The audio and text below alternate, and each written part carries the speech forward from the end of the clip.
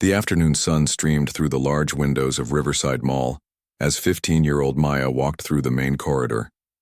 She had just finished her volunteer work at the local library and decided to stop by the shopping center on her way home.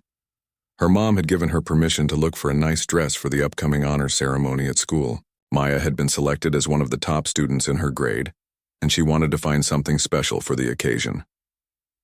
Maya pulled her worn backpack higher on her shoulder and checked her phone. She still had an hour before she needed to catch the bus home. The mall wasn't too crowded on this Tuesday afternoon, which was perfect. She could take her time looking around without dealing with weekend crowds. As she walked past the food court, the smell of fresh pizza made her stomach growl. She had skipped lunch to finish her volunteer hours, but she wanted to shop first.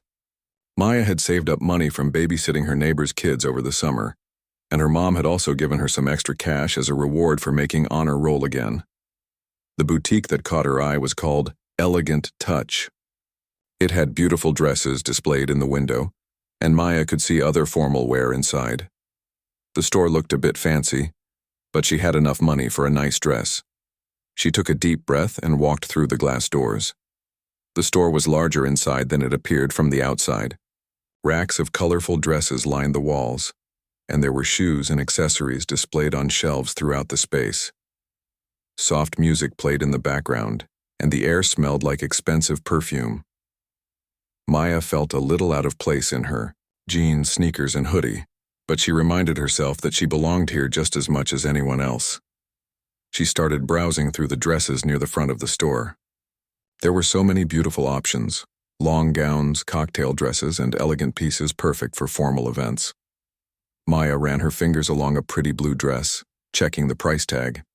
It was within her budget, which made her smile from across the store. She noticed a woman watching her. The woman appeared to be in her 40s with blonde hair pulled back tightly. She wore a crisp white blouse and black pants with a name tag that read "Store Manager." Maya gave her a polite nod and continued looking at the dresses. Maya moved to another rack, examining an elegant black dress with small silver details. It would be perfect for the honors ceremony.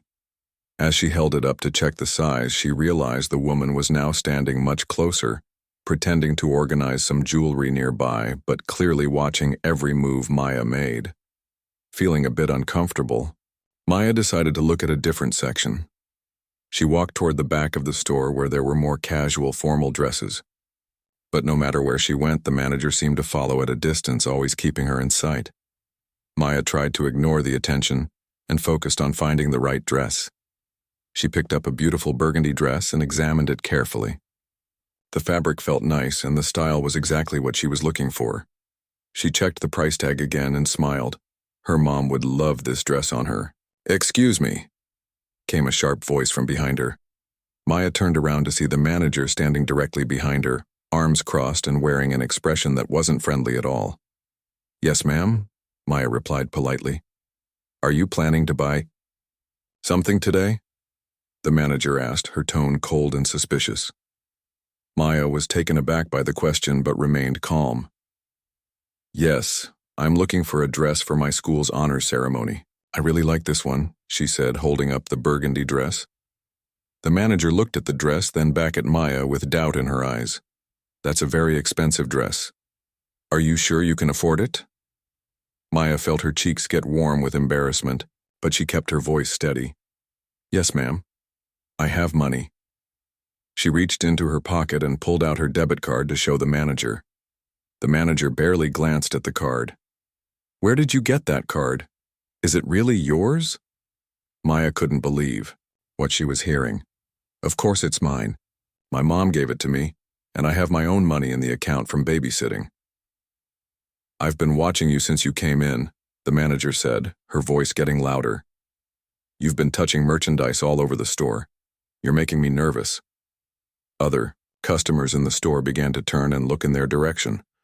Maya felt her heart start to beat faster. She had done nothing wrong, except look at dresses, which is exactly what you're supposed to do in a clothing store. "I'm just shopping for a dress," Maya said quietly, hoping to keep the situation from getting worse. "I haven't done anything wrong." The manager stepped closer, invading Maya's personal space. We've had problems with theft recently and I don't like the way you're acting. You keep moving around the store and handling expensive items. Maya felt tears starting to form in her eyes, but she fought them back. She knew she had every right to be in this store and to look at whatever she wanted to look at. Ma'am, I'm just a customer trying to find a dress. I haven't stolen anything and I'm not planning to steal anything. That's what they all say, the manager replied with a sneer. I think you should leave. Maya stood up straighter, finding her courage. I haven't done anything wrong. I'm a paying customer, and I'd like to continue shopping. The manager's face turned red with anger. Don't you dare get an attitude with me, young lady. I know your type. You come in here acting all innocent, but I can see right through you. The words hit Maya like a slap. She knew exactly what the manager meant by your type, and it had nothing to do with her behavior and everything to do with the color of her skin. Maya had heard stories from her parents and older cousins about situations like this, but she had never experienced it herself until now. I don't have an attitude, Maya said, her voice shaking slightly. I just want to shop for a dress. By now, several other customers had stopped what they were doing to watch the confrontation. Maya could feel their eyes on her, and she wondered what they were thinking. Did they believe the manager, or could they see that Maya was being treated unfairly? You need to leave right now, the manager demanded, pointing toward the door. Maya looked around at all the faces staring at her. She felt humiliated and angry, but she also knew her parents had taught her to stay calm in difficult situations. If you want me to leave, I'll leave, but I want you to know that I haven't done anything wrong. I don't believe you, the manager said loudly. In fact, I think I need to check your bag before you go anywhere. Maya clutched her backpack tighter. You can't search my bag. I know my rights. The manager's smile was cold and mean. We'll see about that. Maya held her backpack close to her chest, her heart pounding so loud she was sure everyone in the store could hear it. The manager stood in front of her with that cold smile, clearly enjoying the power she had over a 15-year-old girl. I'm not letting you search my bag, Maya said firmly, though her voice was shaking. You have no right to do that. The manager laughed, but it wasn't a happy sound. Oh, I have every right, sweetie. This is my store, and I decide what happens here. If you don't have anything to hide, then you shouldn't have a problem letting me look. Maya looked around the store. More customers had gathered to watch what was happening. Some looked uncomfortable, like they knew this wasn't right. Others seemed to believe the manager's story. A few people had their phones out, and Maya wondered if they were recording. Please, Maya said, trying to keep her voice calm. I just want to leave. I won't buy anything. I just want to go home. Not so fast, the manager said, stepping closer. I told you I need to check your bag first. We've had several expensive items stolen this month, and you've been acting suspicious since you walked in here. Maya felt her anger rising, but she remembered what her parents had always told her about staying calm in difficult situations. How have I been acting suspicious? I was just looking at dresses. That's what people do in clothing stores. Don't get smart with me, the manager snapped. I've been working in retail for 20 years, and I can spot a shoplifter from a mile away. The way you keep moving around, touching things, looking over your shoulder, that's classic theft behavior. I was looking over my shoulder because you keep following me around the store, Maya replied. You've been watching me since I walked in, making me feel uncomfortable. The manager's face turned even redder. I watch all my customers. That's my job. But most customers don't get defensive about it. Maya couldn't believe what she was hearing. She had never stolen anything in her life. She was an honor student who volunteered at the library and babysat neighborhood kids. Her parents had raised her to be honest and respectful. This whole situation felt like a bad dream. Ma'am, I understand you're trying to protect your store, Maya said, trying one more time to reason with her. But I haven't stolen anything. I don't even have any of your merchandise with me. Look, she opened her arms wide to show she wasn't holding any clothing. That doesn't prove anything, the manager said. You could have hidden something in that backpack or under your clothes. The suggestion that Maya might have hidden merchandise under her clothes made her feel sick to her stomach. She was wearing a hoodie and jeans. There was nowhere to hide a dress or anything else. An older woman who had been shopping nearby stepped forward.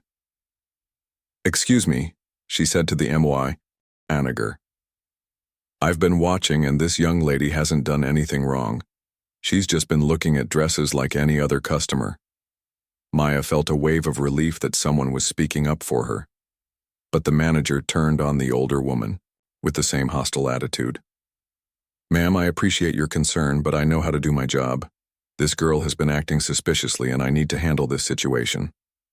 What exactly has she done that's suspicious? The older woman asked.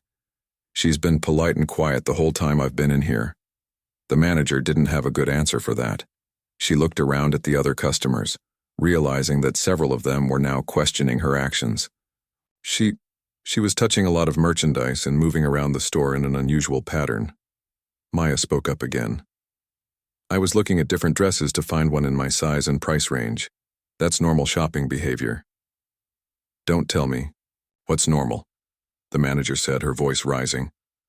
I've dealt with people like you before. You come in here acting all innocent, but I know what you're really up to.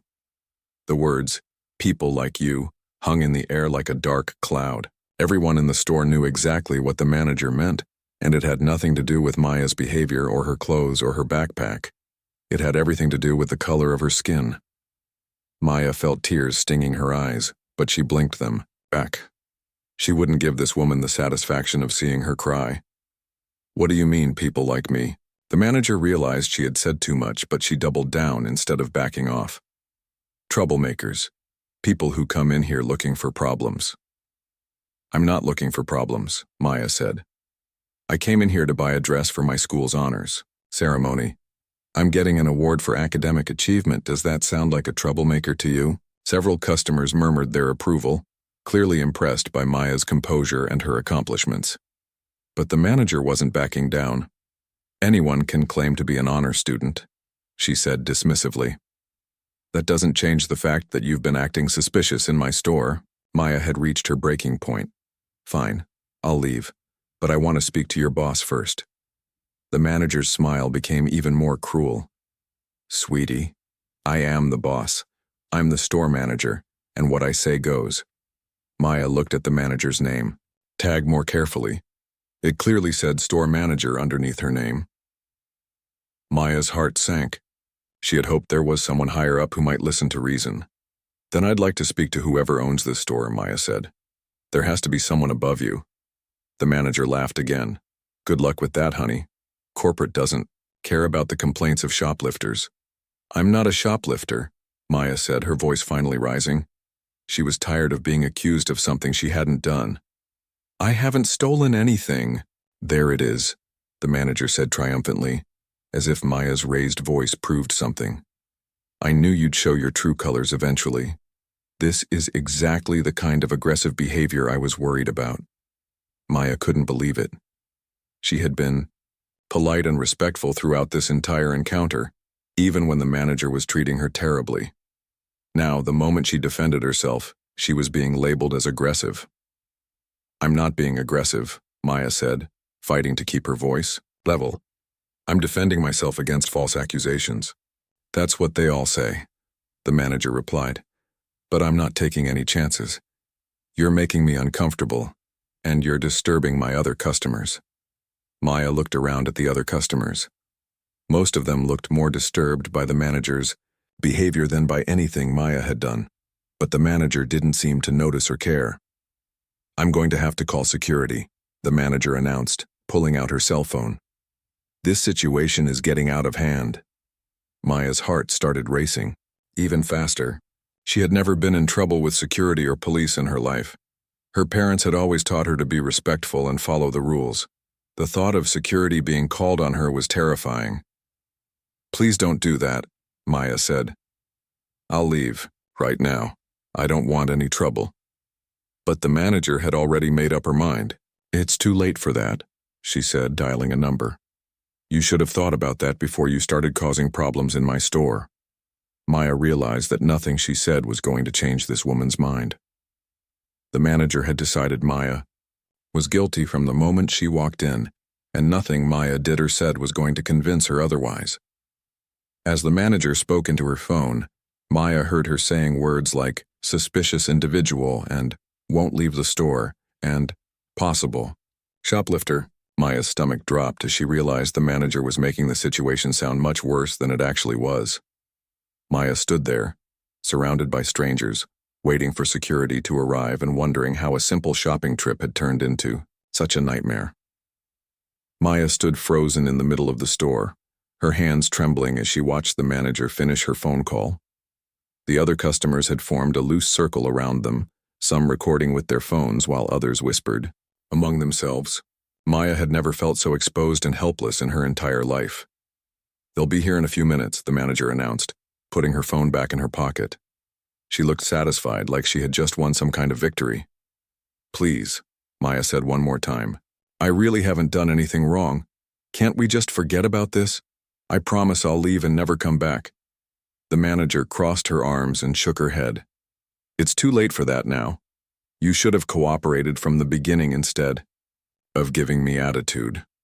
Maya wanted to scream that she hadn't given anyone attitude. She had been nothing but polite and respectful, even when this woman was treating her like a criminal. But she knew that anything she said now would just be twisted around and used against her. The older woman who had spoken up earlier came closer to Maya. "Honey, do you want me to call your parents?" she asked quietly. Maya nodded gratefully.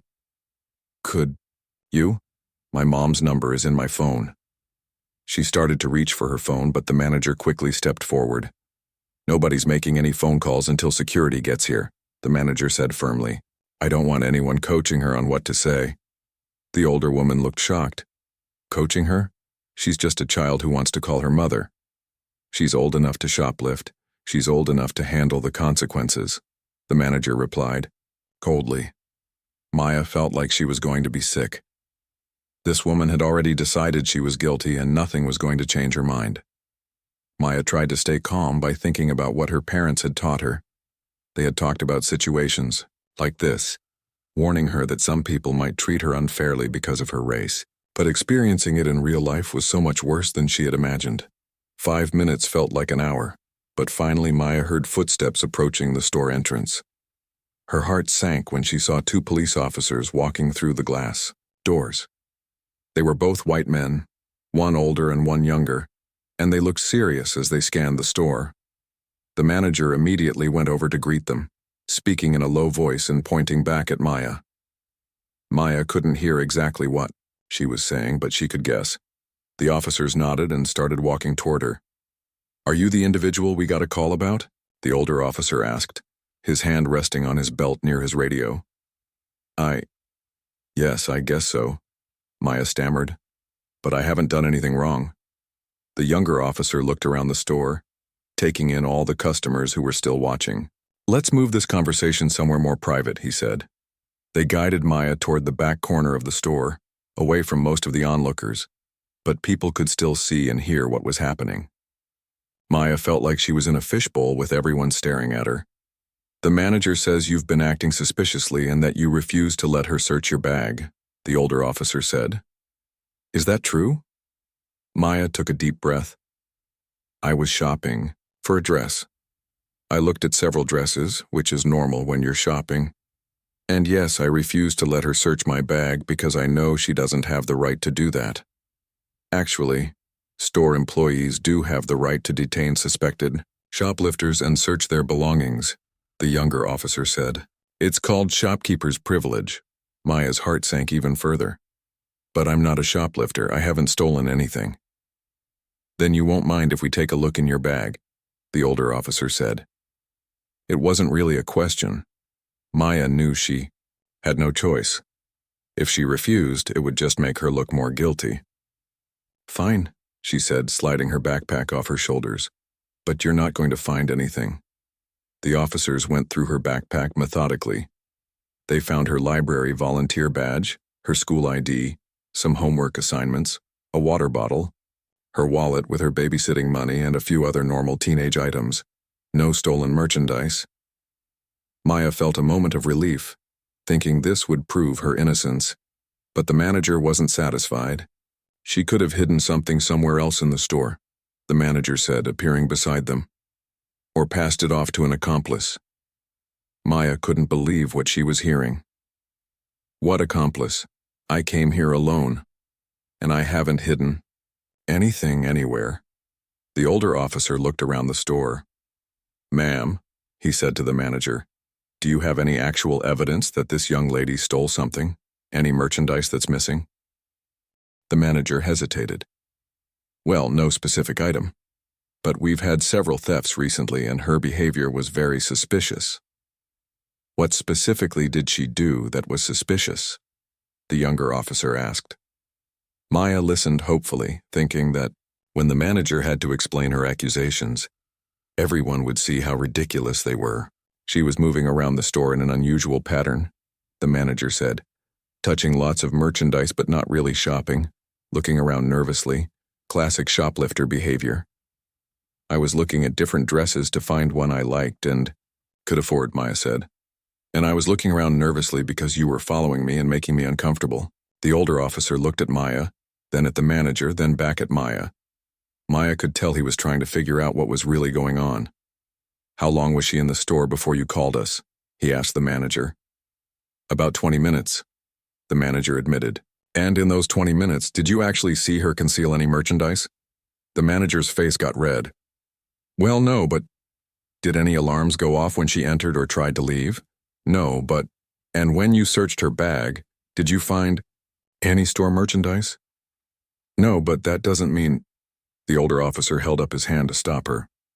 Maya started to feel hopeful that maybe he was beginning to understand the situation. But then the manager played her trump card.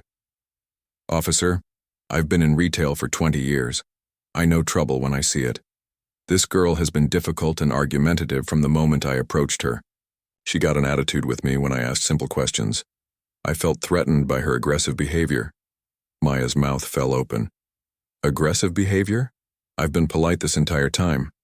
I only got upset when you accused me of stealing. See? The manager said triumphantly. There's that attitude again. That's exactly what I'm talking about. Maya realized she was trapped. If she stayed quiet, the manager's lies would go unchallenged. But if she defended herself, it would be seen as more evidence of this imaginary attitude and aggressive behavior. The younger officer looked uncomfortable. Look, he said to Maya, why don't you just apologize to the manager and we can all move on? Maya stared at him in disbelief. Apologize for what? I haven't done anything wrong. Just say you're sorry for the misunderstanding, the officer continued. That way everyone can go about their day. Maya felt tears burning in her eyes. They wanted her to apologize for being treated like a criminal when she had done nothing wrong. They wanted her to say sorry for being racially profiled and humiliated in front of a store full of people. I won't apologize, Maya said quietly, but firmly. I haven't done anything that requires an apology. The officers exchanged glances. Maya could see them making a decision, and she had a terrible feeling it wasn't going to be in her favor. All right, the older officer said with a sigh. We're going to need to take you down to the station to sort this out. Maya's world started spinning. The station? But I haven't done anything wrong. You didn't find any stolen merchandise. You have no evidence of any crime. The store manager wants to press charges for disturbing the peace and trespassing, the younger officer said. She has the right to ban you from the store, and if you refuse to leave when asked, that's trespassing. Maya couldn't believe this was happening. I tried to leave multiple times. She wouldn't let me go until she searched my bag. But the officers had already made up their minds. Maya realized that nothing she said was going to matter. In their eyes, she was just another troubled teenager causing problems, and the manager was a respected businesswoman trying to protect her store. As they prepared to escort her out of the store, Maya looked around at all the faces watching her. Some looked sympathetic, but most just looked curious, like they were watching entertainment instead of a real person's life being destroyed. Can I please call my mother now? Maya asked, her voice barely above a whisper. The older officer nodded. You can make your phone call from the station. As they walked toward the store exit, Maya caught sight of herself in one of the mirrors near the entrance. She looked so young and scared, nothing like the dangerous criminal the manager had described. But she realized that none of that mattered anymore.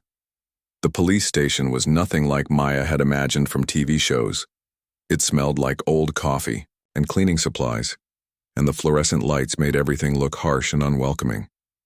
Maya sat in a small room with gray walls and a metal table, still clutching her backpack like it was the only familiar thing in this nightmare. The younger officer sat across from her with a clipboard full of paperwork. "We need to get some basic information from you," he said, his voice a little gentler now that they were away from the store. "What's your full name?" "Maya Thompson," she answered quietly. "Age?" 15. The officer looked up from his paperwork. 15. You're a minor. We definitely need to contact your parents before we can proceed with anything." Maya felt a small wave of relief. Finally, someone was following proper procedure. "Can I call my mom now?" "In just a minute. Let me finish getting your information first." The officer continued with his questions. "What school do you attend?" "Roosevelt. High school." "What grade?" "10th grade." "Have you ever been arrested before?" Maya's eyes widened. "No, never. I've never been in trouble with the police at all." The officer made notes on his form. "What about school? Any disciplinary issues?"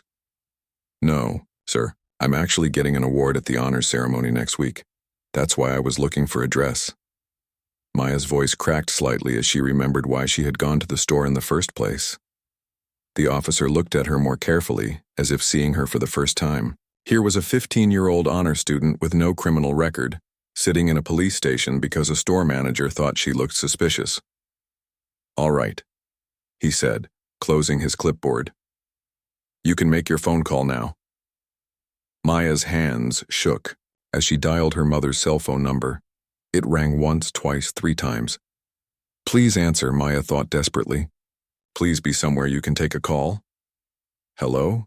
came her mother's familiar voice. "Mom?" Maya's voice broke completely, and the tears she had been holding back finally started flowing. "Maya? Baby, what's wrong? You sound upset." "Mom, I'm at the police station," Maya said through her sobs. "I didn't do anything wrong, I swear. I was just shopping for a dress and this manager accused me of stealing and called the police, and now they brought me here and I'm so scared." There was a moment of silence on the other end of the line. Maya could practically hear her mother's mind racing, shifting from confusion to understanding to fury in the span of seconds. "Listen to me very carefully," her mother said.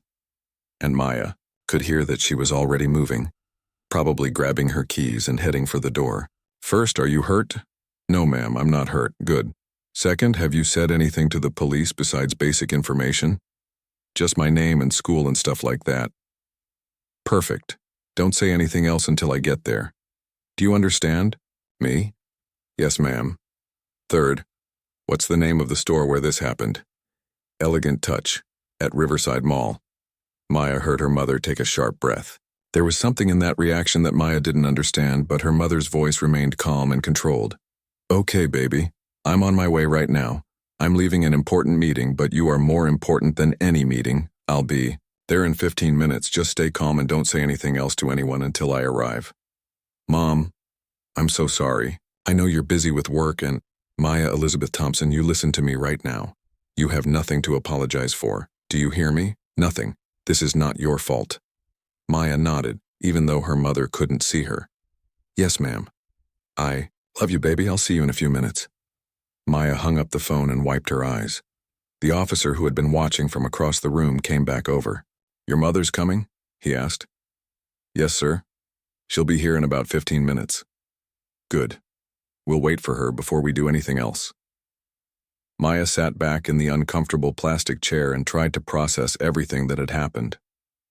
2 hours ago, she had been excited about shopping for a dress for her honors ceremony. Now she was sitting in a police station, accused of crimes she didn't commit. Meanwhile, across town, Maya's mother Victoria was walking quickly through the executive offices of Thompson Retail Group. She had been in the middle of a board meeting when Maya called, discussing quarterly profits and expansion plans. But the moment she heard her daughter's voice, everything else became background noise. Victoria had built Thompson Retail Group from nothing, 20 years ago, she had been a single mother working 3 jobs to support baby Maya. She had started with a small loan and a dream of opening her own clothing store. Through hard work, smart business decisions, and sheer determination, she had grown that single store into a retail empire that owned shopping centers across 3 states. Victoria was now worth millions of dollars and employed thousands of people. She sat on the boards of several major companies and was frequently featured in business magazines as one of the most successful entrepreneurs in the region. But more than any of that, she was Maya's mother, and someone had hurt her child. As Victoria grabbed her car keys and headed for the elevator, she was already making phone calls. First, she called her lawyer. "David, it's Victoria. I need you to meet me at the Downtown police station immediately. Someone has arrested my daughter on false charges, and I want this handled properly." "Of course, Victoria. I'll be there in 10 minutes. What are the charges?" "I don't know yet, but it sounds like racial profiling. At a clothing store. The store is called Elegant Touch at Riverside Mall." There was a pause on the other end of the line. "Victoria, you do realize that Riverside Mall is one of your properties, don't you? And I believe Elegant Touch is one of your tenants." Victoria stopped walking. In her concern for Maya, she hadn't made the connection immediately, but now it hit her like a freight train. Someone working in her mall, in a store that paid rent to her company, had racially profiled and humiliated her daughter. "David, I need you to pull the lease agreement for Elegant Touch immediately. I want to know every detail about their contract, their sales numbers, and their management structure. I'll have my assistant pull those files right now." Victoria's next call was to the head of security for all Thompson Retail Group properties. "Johnson, it's Victoria Thompson. I need you to pull all security footage from Riverside Mall for the past 2 hours, specifically around the Elegant Touch store. There was an incident involving my daughter, and I want to see exactly what happened." "Right away, Ms. Thompson. Should I send the footage to your office?" "No, bring it to the downtown police station. I'll be there for the next hour at least." Victoria's final call was to her assistant. "Linda, I need you to cancel all my meetings for the rest of the day. Something urgent has come up with Maya." "Of course, Ms. Thompson. Is everything okay?" Victoria's jaw tightened as she got into her car. "It will be." As Victoria drove toward the police station, her mind was working at full speed. She was thinking like both a mother and a CEO. Her daughter had been wronged, and Victoria was going to make sure that everyone involved understood the consequences of their actions. Victoria had worked too hard and sacrificed too much to build her business empire just to watch her daughter be treated like a criminal for the crime of shopping while black. She had faced discrimination herself when she was starting out, with banks refusing to give her loans and landlords declining to rent to her. But she had persevered, and now she was in a position to fight back. As she pulled into the police station parking lot, Victoria took a deep breath and checked her appearance in the rearview mirror. She was still wearing her business suit from the board meeting, a sharp black blazer and skirt that commanded respect in any room she entered. Her hair was perfectly styled, and she wore the kind of jewelry that quietly announced success. But more than her appearance, Victoria carried herself with the confidence of someone who had earned her place in the world. She had built something from nothing, and she wasn't about to let anyone tear down what she had worked so hard to achieve, especially when it came to protecting her daughter. As Victoria walked toward the police station entrance, she was already planning her next moves. Maya was her first priority, but this wasn't going to end with just getting her daughter released. This was going to be a lesson that everyone involved would remember for a very long time. The automatic doors slid open, and Victoria Thompson, successful businesswoman, millionaire CEO, and most importantly, Maya's mother, walked into the police station ready for battle.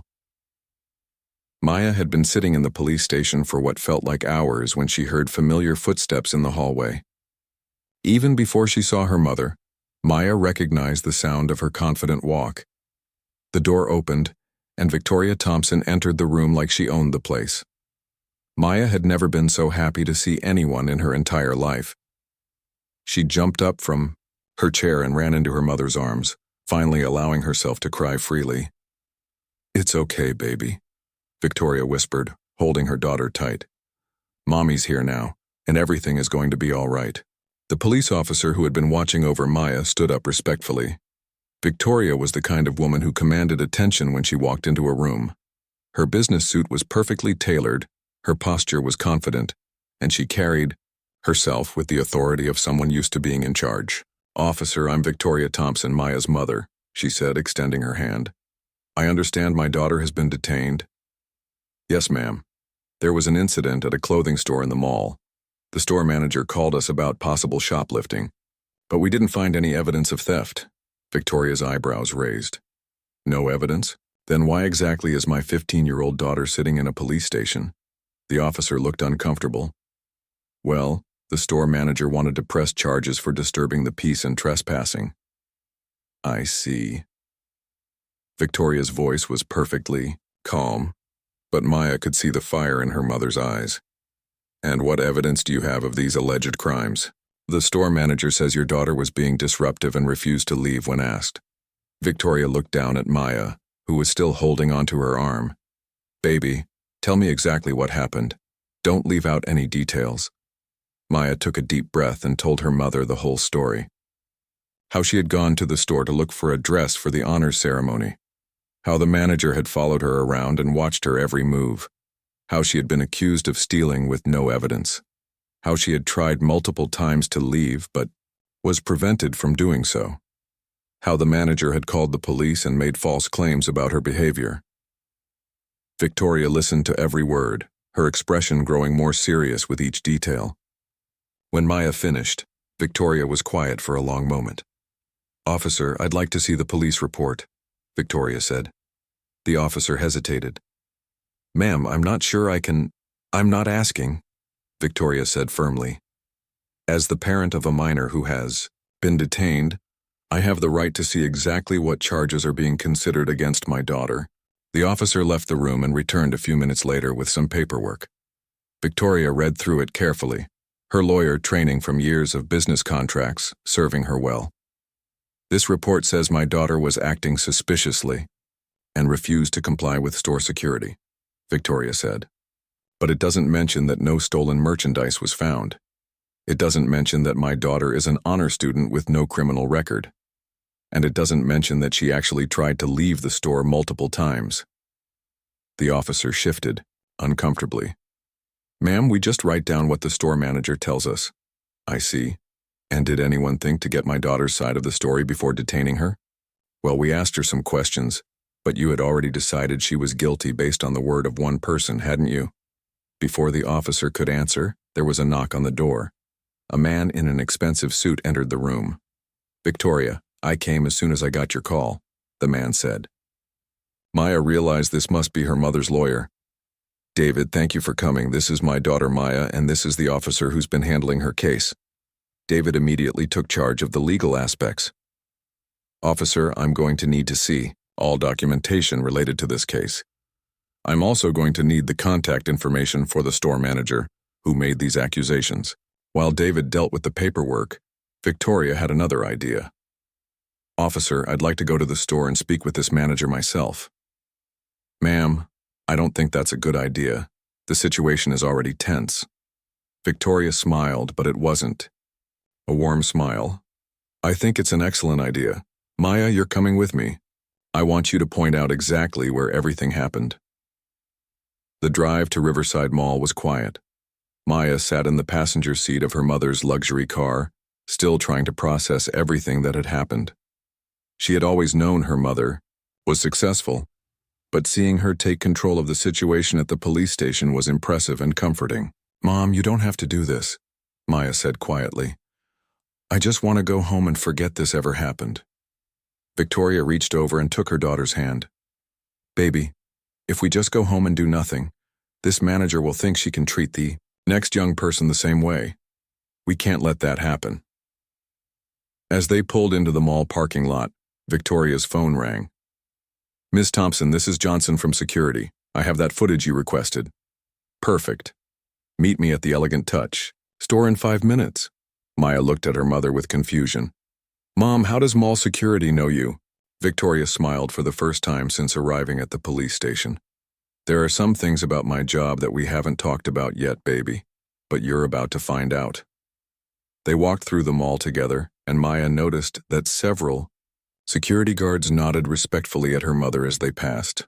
When they reached Elegant Touch, Maya's stomach clenched as she saw the same manager who had caused all this trouble. The manager was helping a customer when she noticed Maya walking toward the store. Her face immediately shifted to that same hostile expression. "Oh, great," the manager said loudly. "She's back, and now she brought backup. Should I call security again?" "That won't be necessary," Victoria said calmly, walking into the store. "I'm Victoria Thompson, Maya's mother. I believe you've caused quite a bit of trouble for my daughter today." The manager looked Victoria up and down dismissively. "Look, lady, I don't care who you are. Your daughter was causing problems in my store, and I handled it appropriately." "Is that so?" Victoria said. "Tell me, what problems exactly was she causing?" "She was acting suspicious, touching merchandise, moving around the store in unusual patterns. Classic shoplifter behavior." Victoria nodded thoughtfully. "I see. And how many years of retail experience do you have?" 20 years, the manager said proudly. "I know trouble when I see it." 20 years, that's impressive. Victoria looked around the store. "Tell me, do you enjoy working here?" The manager looked confused by the question. "What does that have to do with anything?" "Just curious, it's a nice store. Good location. I imagine the rent is pretty expensive in a premium spot like this." "I wouldn't know about that, I just manage the store." Victoria smiled. "Of course. Well, I do know about it. In fact, I know exactly how much rent this store pays every month." The manager's expression started to change. "What are you talking about?" "I'm talking about the fact that this store pays $15,000 a month in rent to Thompson Retail Group, my company, the company that I own." The manager's face went completely white. You own the mall?" "I own this mall, 3 other malls in the region, and about 40 individual retail properties. Elegant Touch is one of my tenants, which means, technically, you work for me." Maya watched in amazement as her mother continued speaking in that same calm, controlled voice. "Now, I've reviewed the security footage of what happened here today. I've spoken with several witnesses, and I've heard my daughter's account of events. Would you like to know what I found?" The manager couldn't speak. She just stood there with her mouth open. "I found that my daughter behaved like a perfect customer. She browsed merchandise politely. She was respectful when approached, and she tried repeatedly to leave when the situation became uncomfortable. You, on the other hand, racially profiled a 15-year-old honor student and then lied to the police about her behavior." Victoria's voice remained professional, but Maya could hear the steel underneath. "So here's what's going to happen. First, you're fired, effective immediately. Second, I'm going to make sure that every retail chain in the region knows about your conduct today. Third, this store is going to implement mandatory diversity and bias training for all employees." The manager finally found her voice. "You can't do this. I was protecting the store. I can do this, and I am doing this." "Maya, do you have anything you'd like to say?" Maya looked at the manager who had caused her so much pain and humiliation. She thought about all the things she could say, all the anger she could express. But instead, she took the high road. "I just want other kids to know that they don't have to accept being treated badly because of the color of their skin. And I want to make sure this never happens to anyone else." Victoria put her arm around her daughter's shoulders. "I'm proud of you, baby. You handled this situation with more grace and maturity than most adults would have." As they walked out of the store together, Maya felt something she hadn't expected. She felt empowered, not because her mother was wealthy and powerful, but because they had stood up for what was right. "Mom," Maya said as they reached the car, "I'm still going to need a dress for the honors ceremony." Victoria laughed, the first real laugh Maya had heard from her all day. "Then let's go find you the most beautiful dress in the city. You've earned it." As they drove away from the mall, Maya realized that this terrible day had taught her something important. Sometimes bad things happen to good people, but that doesn't mean you have to accept it. Sometimes you have to fight back, and sometimes you win.